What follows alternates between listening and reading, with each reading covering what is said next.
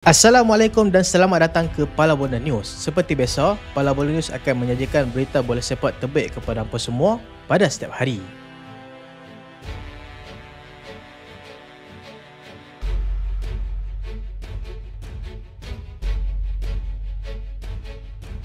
Kita mulakan dengan keputusan perlawanan FIFA Club World Cup pusingan 16 terbaik. Palmeiras singkirkan pasukan Botafogo selepas berjaya menang 1-0.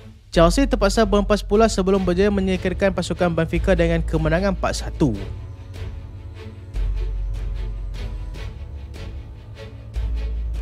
Chelsea marah ke suku akhir. Chelsea akhirnya berjaya mengesahkan tempat mereka ke pusingan suku akhir selepas memenang pasukan Benfica 4-1 pada awal pagi tadi. Perlawanan tersebut bagaimanapun terpaksa ditangguhkan walaupun hanya berbaki selama 5 minit selepas mereka menerima amaran di mana akan berlakunya hujan lebat dan ribut petir yang agak dahsyat.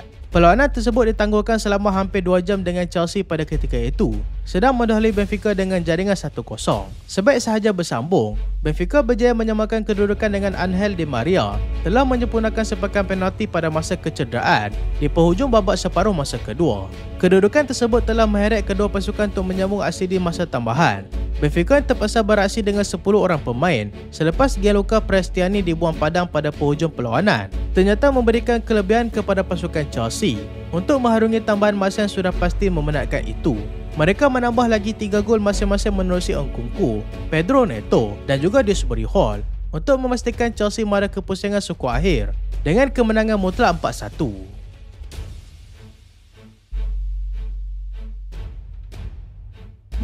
Jurgen Klopp tetap tidak berminat dengan Club World Cup.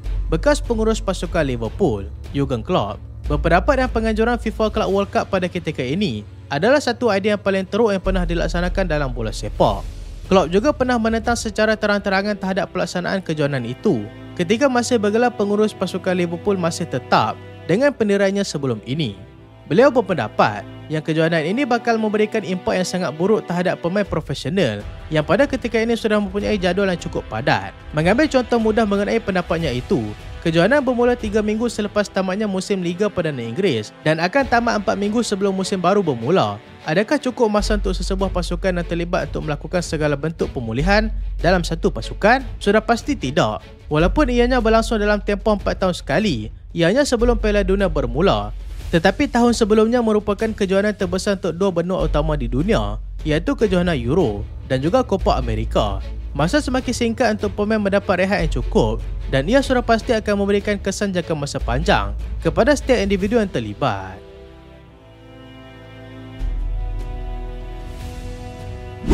Kyle Walker kembali bersama dengan Manchester City.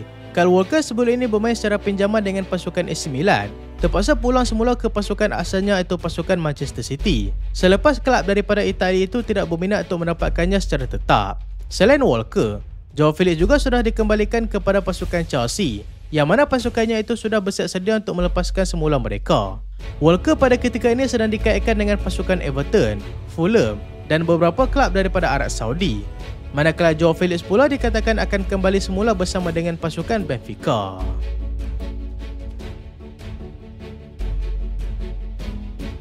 Kita ikuti pula perlawanan pusingan 16 terbaik FIFA Club World Cup yang akan berlangsung bermula tengah malam esok. Jam 12.30 malam ini, PSG akan menentang pasukan Inter Miami. Jam 4 pagi esok, Flamengo akan menentang pasukan Bayern Munich.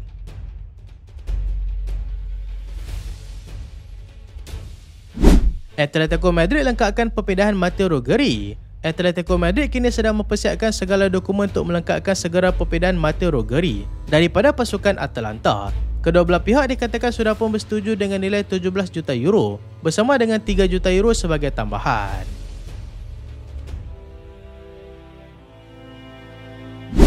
Inter cabar Atalanta untuk dapatkan si Slovak. Inter Milan dan juga Atalanta kini sedang bersaing hebat untuk mendapatkan pemain pasukan Roma iaitu Slovak yang baru berusia 19 tahun.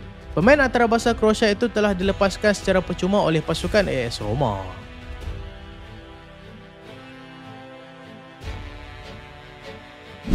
Yohan Boni sah sertai pasukan Inter Milan. Inter Milan berjaya mendapatkan seorang lagi pemain yang bakal memperkuatkan lagi barisan pemain mereka pada musim hadapan iaitu Yohan Boni. Persetujuan di antara kedua belah pihak juga sudah pun dimeterai dengan Parma bakal menerima 23 juta euro bersama dengan 3 juta euro sebagai tambahan. Walaupun Boni ada dikaitkan dengan beberapa pasukan lain sebelum ini, Inter Milan menjadi pilihannya dan kedua belah pihak segera menyediakan beberapa dokumen rasmi untuk menyelesaikan segala perpindahan ini.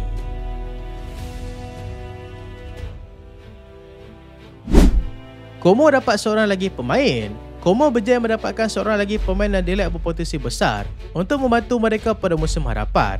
Mereka berjaya mendapatkan pemain pasukan AZ Alkmaar yang berusia 19 tahun, iaitu Jadon Adai. 14 juta euro merupakan nilai yang telah ditetapkan kepada pemain tersebut dan kedua belah pihak pada ketika ini sedang berbincang beberapa perkara lagi secara teliti sebelum memutamatkan perpindahan ini.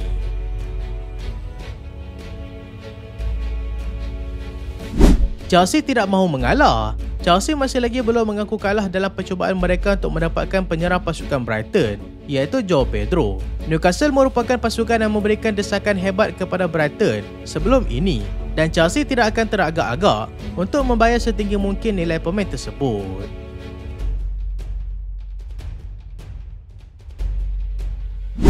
Jamie Bynoe-Gitton sah milik Chelsea. Selepas beberapa seri pujukan dan juga perbincangan yang telah dilakukan, Chelsea akhirnya berjaya juga memutamakan perjanjian mereka untuk mendapatkan pemain pasukan Dortmund iaitu Jamie Bynoe-Gitton.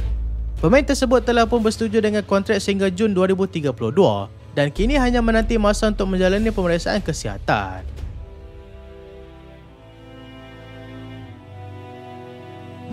Jorge Jesus pengurus Al Nassr yang baru. Bekas pengurus pasukan Al Hilal, Jorge Jesus, dilaporkan sudah pun bersetuju untuk menerima tawaran untuk menjadi ketua jurulatih pasukan Al Nassr. Beliau akan didedahkan secara rasmi tidak berapa lama lagi.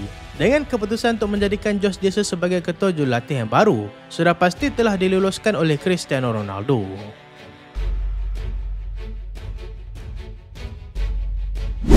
Paul Pogba terharu sertai Monaco. Selepas mengharungi musim yang cukup malang dalam kerjaya bola sepaknya, Paul Pogba berasa cukup terharu ketika sesi menandatangani kontrak bersama dengan kelab baru, iaitu pasukan Monaco. Pogba bersetuju untuk menerima kontrak selama 2 musim dengan kelab daripada Ligue 1 itu dan sudah tidak sabar untuk memulakan kerjaya barunya di negara kelahirannya itu.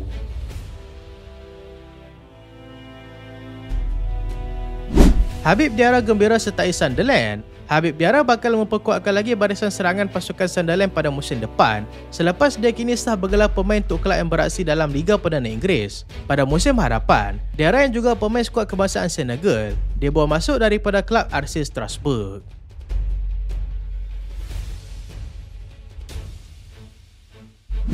Samuel Ritchie sertai pasukan AC Milan. Samuel Ritchie kini bersetuju untuk sertai pasukan AC Milan selepas perjanjian yang bernilai 23 juta euro telah pun dimuktamadkan. Ritchie yang sebelum ini pernah beraksi dengan pasukan Torino akan menyertai mereka selepas berakhirnya kejohanan FIFA Club World Cup.